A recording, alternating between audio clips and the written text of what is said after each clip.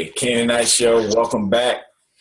My man Kane taking care of business down in Florida. Of course, I'm here in Charlotte. It's going to be a great show. Talk some NBA, All-Star Weekend, and of course, we'll be going NBA throughout the rest of the regular season and into the playoffs. So, Kane, how are you, brother?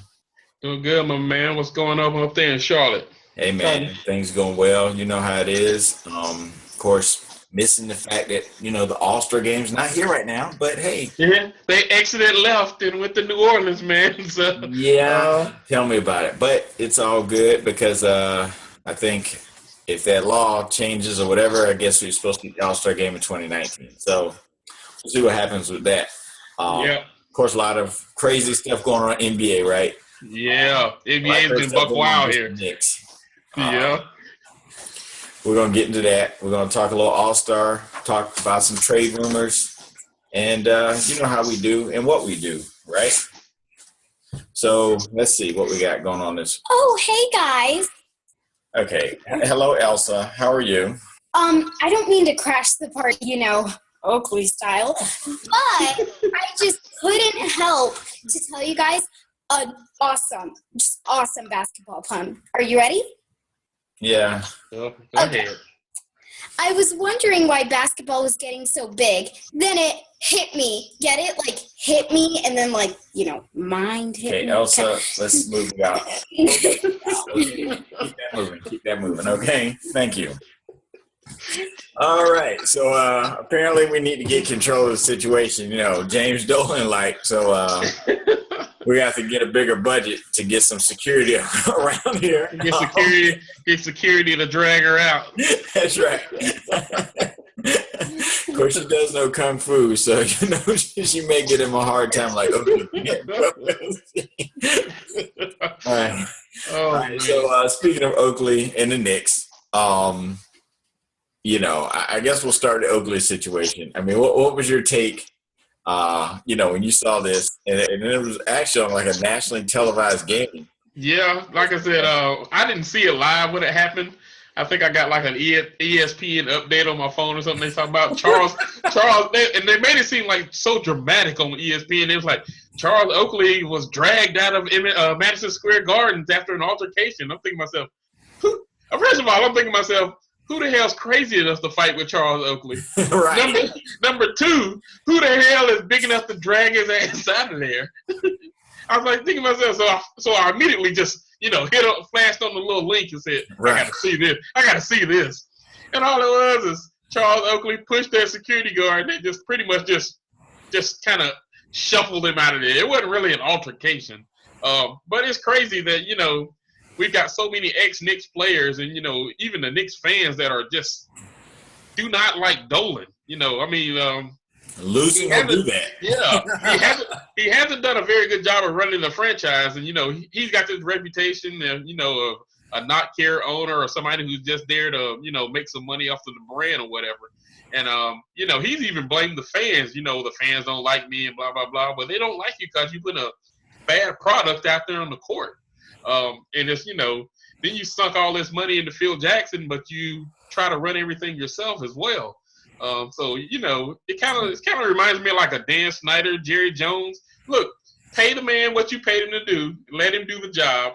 And if he doesn't do the job, then step in and fire him. But don't stick your ugly mug in there every week trying to get some hype, especially trying to start some jack with Oakley. I mean, Jesus Christ. Who in the world wants to fight Charles Oakley? Mike Tyson don't want to fight Charles Oakley. Are you kidding me? Yeah. Plus, obviously, it's New York, so the fans have certain expectations that might not be realistic, but at the same time, they have certain expectations. And you haven't done enough to build up goodwill or any equity with the fans because, they've been perpetual losers over the last, 20 years or whatever. Yeah. So you can't go at like the all-time favorite player. You know what I mean? Like, that's just ridiculous. Yeah, Charles Oakley, say what you want about the guy, but the man's he's Knicks royalty, okay?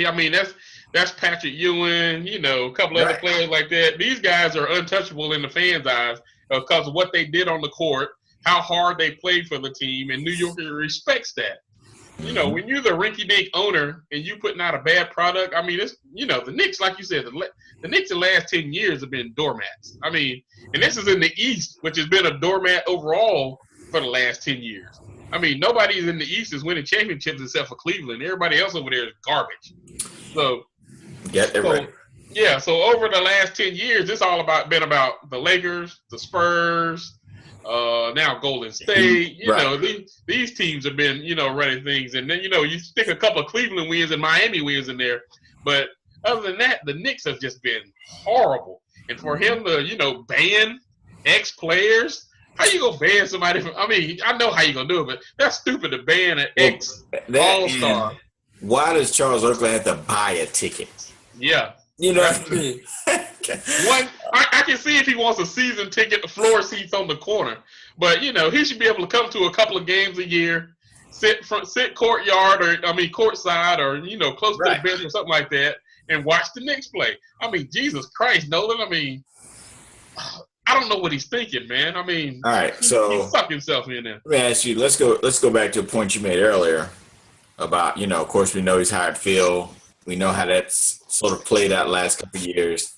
And then, of course, this season you've had the Phil going at Carmelo stuff. What's your take there? I think they're trying to make Carmelo wiggle himself out. I really want to say they're trying to squeeze him out. You know, Carmelo's got that no trade clause. Right. So he kind of holds the power over the Knicks according to what he's going to do. You know, number one, nobody's going to take that contract, you know, without some significant prize taking it back, some draft picks, first round draft pick, and a couple of star players probably. And nobody wants to sign Carmelo right now because he's not really that player anymore. He's a complimentary piece now. Right.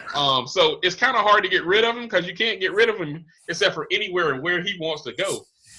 And with that being said, these teams know this, so you know they're going to squeeze the Knicks for everything they got trying to get out of this. So they're kind of stuck with Melo, but I think I think they're trying to squeeze him out between Dolan and Phil Jackson going these subliminal tweets, you know, saying it's pretty much like mumbling up under your breath. You know, if you don't like Melo, tell Melo you don't look. We tried to move you.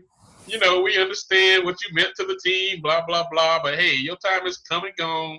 We're trying to trade you. Where can we work something out? Help us out. Where can we move you to? Instead of mumbling under your breath. But also, man. And I think for Melo, I think they realize, you know, he'd be perfectly fine staying in New York because, from what I understand, he has a lot of business interests, in New York. Obviously, being in New York makes it easier for him to access those and creates more business interests. Yep. Number two, his wife, we know, is in the acting and things like that. So obviously being in New York, I'm sure it's beneficial for her career, right? Yeah. They film Power in New York. She's in Power. Yeah. So, but for me, I think what Phil is doing is, and now stick with me, I think what he's doing is he's making Carmelo more popular. I think he's trying to make Carmelo popular. I think he's like Vince McMahon, and he's trying to turn Carmelo into Stone Cold Steve Austin. Like, you know, you're going against the boss. You know, we're gonna make the fans appreciate you, and we're gonna distract everybody with all this off the court stuff and this social media crap, so everybody can forget that we suck with you as our main guy, you know, and make you be more popular. That's the only thing I can think of. Either that or Phil's trying to get fired out of New York. Yeah. I really don't think Phil Jackson wants to work anymore. He just wants that check and the status of saying he's still got his foot in the NBA somewhere. Right. You know, I mean, Jesus Christ, the man, you know, half the time he's in LA, well, he was before he, you know, him and Jenny Buss wasn't together anymore, but half the time he's in New York, half the time he's in LA. How the hell I know certain people work from home for their job, but come on, man. I mean, you the damn general manager of a basketball team and your ass don't go on the road nowhere. You don't go nowhere else. You just stay at home or go to like 5 Knicks games a year. Scouting combine, what? I'm on vacation this week. What you talking about? I don't understand it, man. Man, I don't know. All right, so let's go around. Of course, other things going on in the NBA.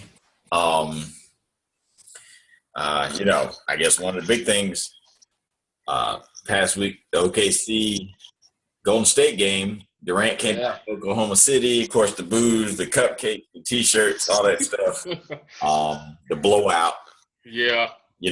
Obviously, there's a little shoving, a little dropping the shoulders and stuff into Durant as different players passed him and that kind of thing. And we even saw him and Westbrook kind of jawing back and forth a little bit.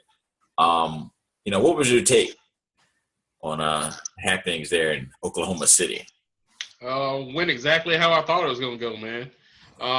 Golden State, I knew Golden State would win the game in pretty much blowout fashion. It was just a matter of how many points. I expected both of them to play well, Westbrook and Durant to both play well, and they did. I mean, both of them played well. Westbrook was hot, third quarter on, but it was kind of too late then. I mean, this is the NBA now where you need more than one or two superstars to be a good team. And when you're a one-man show like Westbrook is, and he's a damn good show, though, it's the Cosby Show. It's a damn good show. But he can't beat a super team, perhaps the biggest super team ever created by himself. Now, like I said, he did hold it down and did his thing, but the game went status quo. And by now that these two really aren't on speaking terms. And, neither one of them seems to want to budge as talk to the other guy first. Now, it's damn sure not going to be Westbrook to do it. I'm pretty sure of that. So if there is going to be some kind of reconciliation, it's going to be Durant coming to Westbrook, and he'll probably still tell him, man, whatever, get out my face, man. Right. But, which makes this weekend's All-Star game a little more interesting. Yeah, it puts a little spin on it because Steve Kerr was, quoted saying he doesn't know what kind of rotation he's going to go. Said he was thinking about putting I think how many Golden State's got 4 in the game? They got 4. He said he was thinking Curry, Draymond, and Thompson. Yeah, he was saying he was debating about putting them 4 in there with Westbrook at one point and seeing what happened when all 5 of them are playing together. I'm telling you, I'm watching the All-Star game just for that only reason. That's the only reason I'm watching this game this weekend is to see what happens between Kevin Durant and Westbrook. And, of course, hopefully the game is tight in the fourth quarter and they actually buckle down and start playing some real basketball. But, that's going to make the game really, really intriguing to me.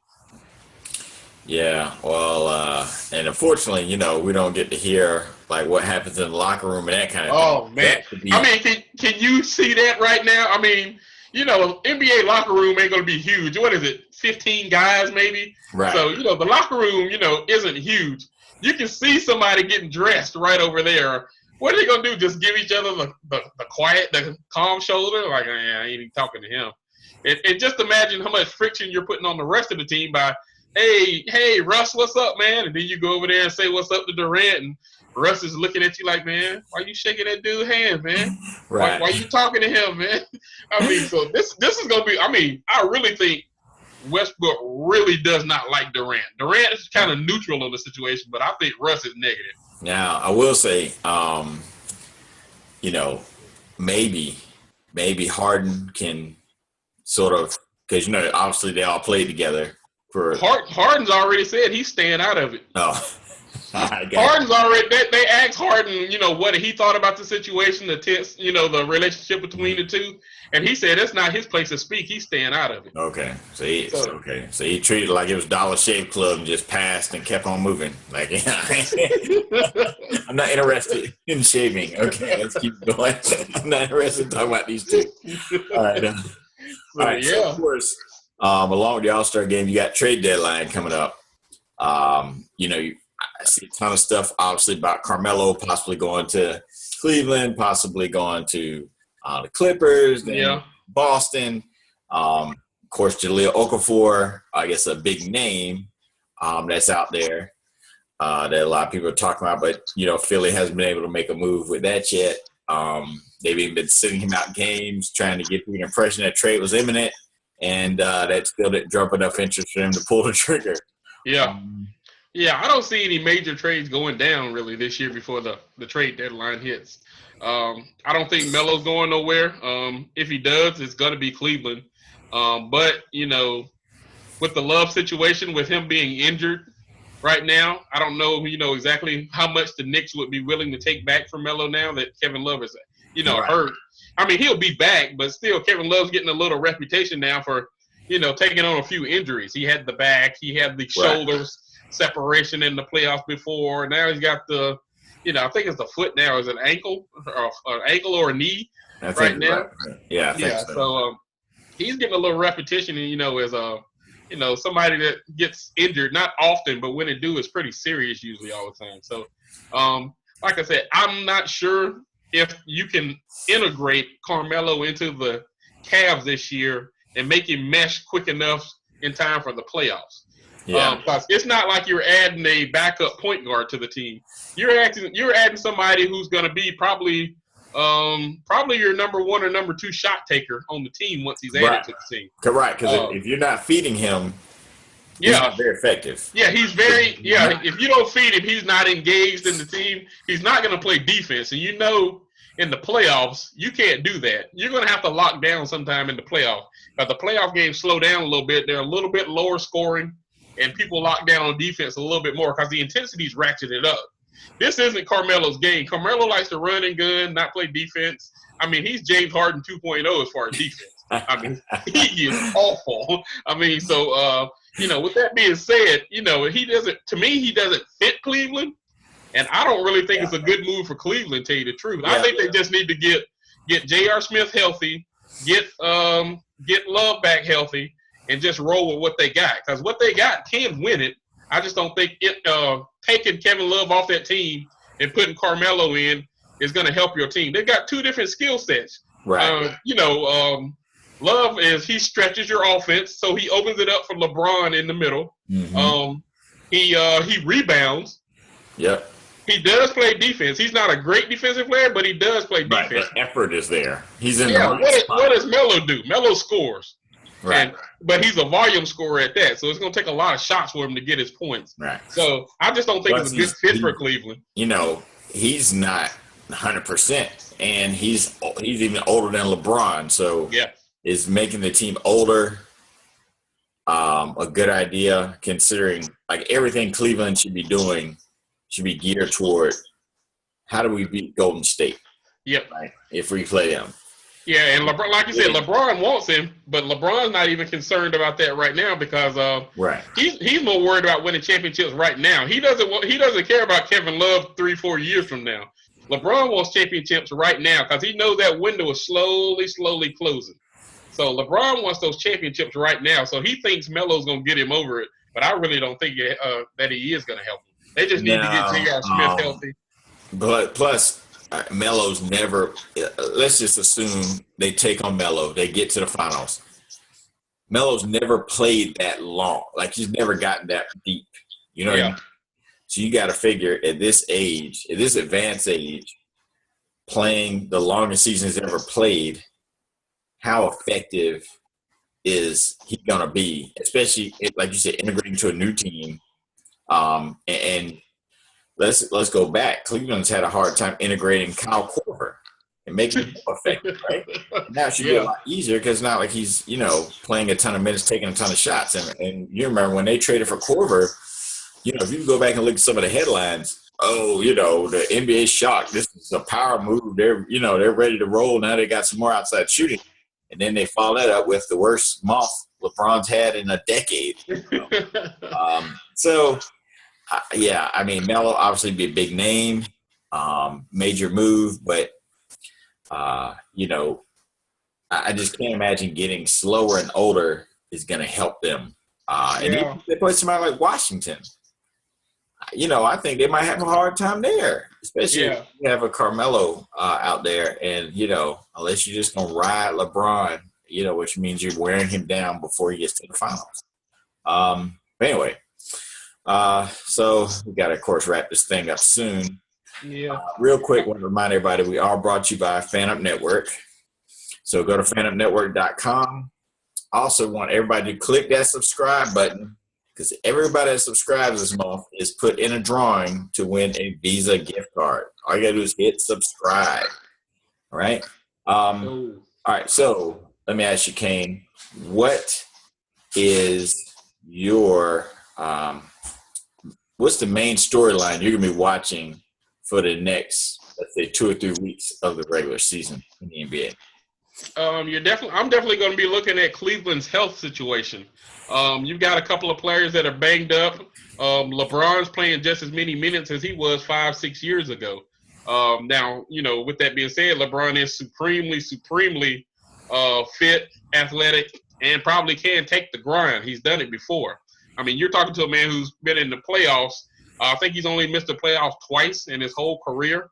Yeah. And out of those, he's went deep. We're talking deep, second, third round. Yeah. Every daggum year. Finals, right. Yeah, I mean, the man's been to the finals for like 6 years, 7 years in a row now. I mean, Jesus Christ. So LeBron's used to it. But the other parts of this Cleveland team, can they get back in shape? Can they get themselves back into shape and back as a unit before they get too deep into the playoffs and run into that Washington, run into that Toronto, who, by the way, picked up Ibaka from Orlando in a trade. Yeah.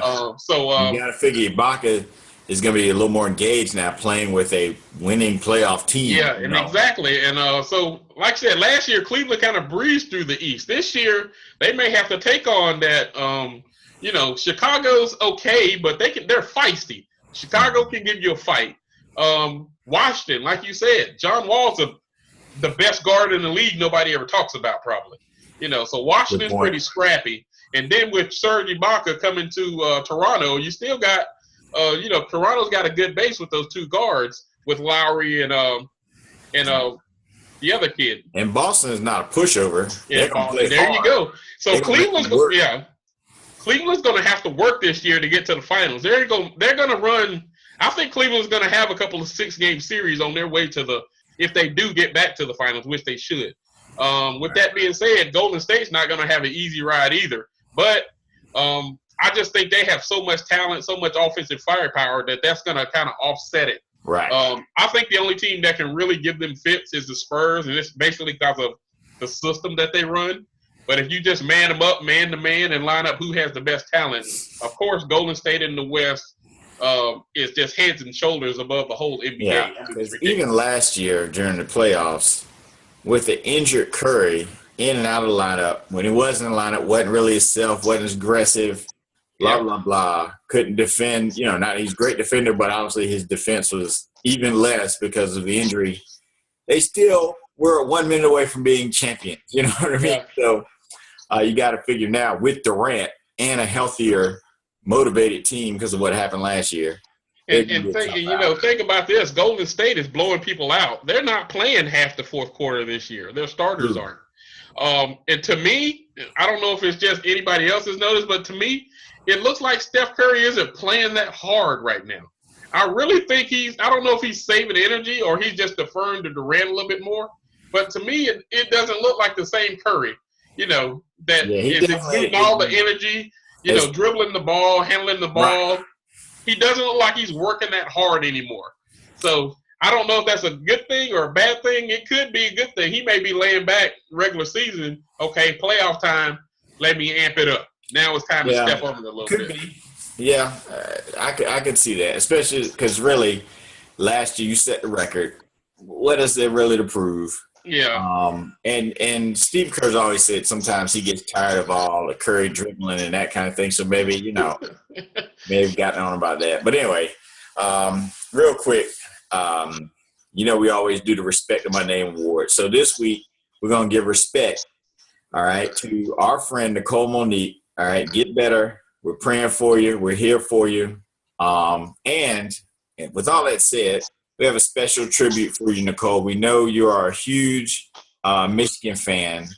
So we're going to just go through some, what's the word for? I guess iconic moments in Michigan sports history. So let's go to the first one here. They have some? Yeah. Oh, yeah. Michigan. All right. So here's the first one. Ooh. Chris Webber. Fab Five in the Final Four in the championship game against your Tar Heels, Kane, calling timeout. So Nicole, I'm sure you remember that. Let's see what we got here. All right.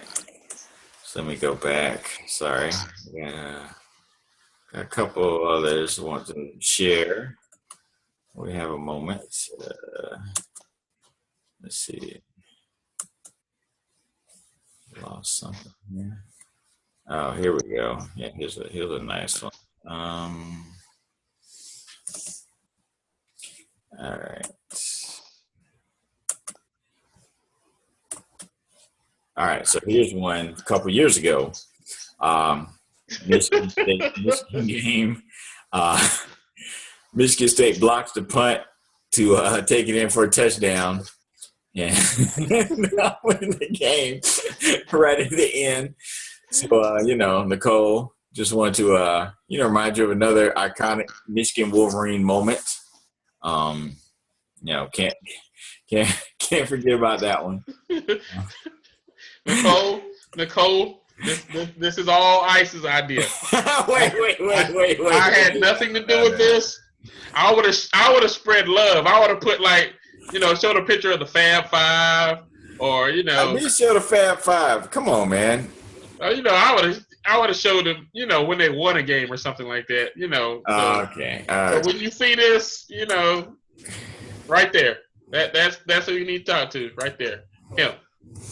Him. Him. I ain't gonna acknowledge you got a name. Him. Okay. All right. So, we're just going to do one more for Nicole. Now, okay, let me get serious. All right. This one's serious. This is a Michigan moment, and it is iconic. And my personal favorite, all right, right here. Oh, Lord. When Jadeveon Clowney knocked dude's helmet off. And not only did he knock his helmet off, forced a fumble, South Carolina recovers and wins the game. And Clowney, of course, became a phenomenon and actually won an ESPY for this play. So for this dude Smith, he became famous because of this play. So you're welcome from South Carolina Gamecocks. Wow. Like I said, my all-time favorite Michigan moment right here for everybody in America and Canada, but most of all for you, Nicole. We love you. But seriously, get well, take care of yourself. And we'll be back at you next week. Make sure you check out caneice.com. Make sure you hit us up on Twitter, Kane_Ice, and on Facebook, Halftime with Kane and Ice. All right? We love you guys. Keep tuning in. Go Lakers, baby. Bring back the belt. We need the belt back. Magic Johnson.